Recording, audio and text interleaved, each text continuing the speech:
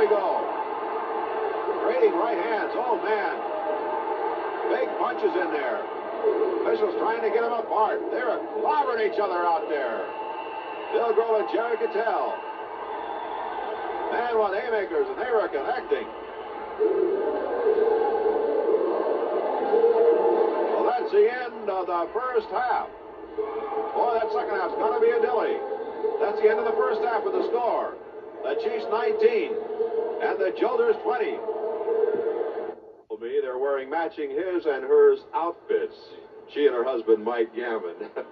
I just say, Mike, every time I see you, you're wearing the same clothes. Yeah, well, it's either this or dungarees. You know, I can't get up to the suits like you wear, those nice clothes. I'm working all the time. Well, you ride horses, too. Well, that's why I'm in dungarees most of the time, I guess. But gold and green is a good color to wear, isn't it, Mike? Oh, yeah, it's been good to us. It really has. And it's been quite successful since we came back and, you know, reformed the Chief team. You know, 3 in a row. We can't ask for much more than that, you know. But, of course, everybody's shooting at you now, too. Oh, yeah, well, our biggest thing, Ryan, is Charlie. You know, like he came into Shea last day and he says, oh, man, it was too cold and it was too windy and that's the only reason they would beat us and, you know, all that kind of stuff. But he would like to have taken it back. He really, really wanted it from us. We took it from him right out here last year in San Francisco. And I think he's looking forward to coming back in October when we open. I know, like, his team is the first team in. And I think he's going to be waiting for us. Well, that's bound to be explosive when you and the Bombers get together back in the East now in that opening series. But, Judy, let me ask you, now you're skating here in San Francisco.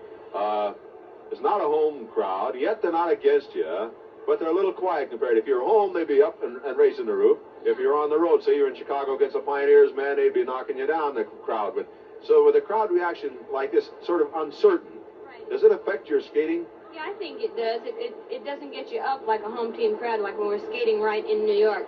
But to be honest with you, we have more fans here today, I guess because we're not skating the Bombers, we're skating another team, that it's almost enjoyable skating here today, which is very unusual in San Francisco because they do hate us.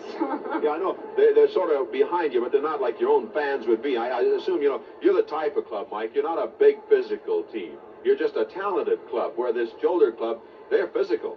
Yeah, oh, they're pretty good. They got a lot of big guys out there. And like you say, the fans do help us, and I think that's what gets us going a lot, you know.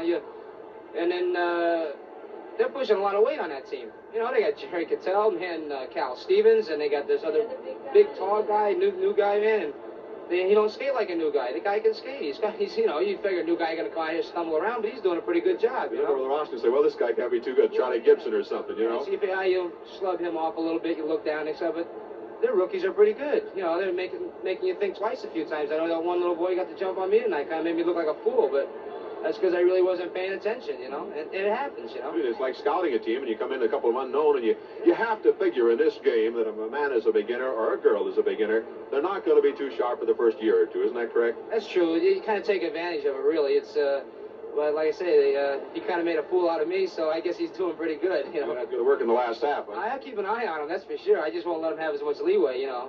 How about that girls' team, Judy? Now, when you run into a gal like Jan Bello, I don't know anybody tougher than her on skates right now. Right now, to be honest, in the girls' field, I think we would be outnumbering them. I think our girls' field is a lot better than theirs. Janet doesn't have too much help on her team right now. She's lacking jammers. Now, she's got Barbara Baker now that's doing a heck of a job over there, but she's still lacking having that, say, that third jammer that when they're doing something else can help out. Now, we have myself, Sandy can jam, Carolyn's a terrific jammer. We've got people, you know, and we've been working together for a long time. Their team is not as together as we are. Micah, just a couple of seconds left, but I wanted to ask you about your family. My family's growing up. She's running around here. She's she's down at the game tonight, but she's growing up. She's becoming quite a lady on us. You know, all of a sudden she's a big girl now. I was going to say as big as her mother, but that's not saying much. Well, Judy, thanks a lot. Thank you. Mike, thanks Thank very you, much. Walt. Mike Gammon, Judy McGuire, Mr. and Mrs.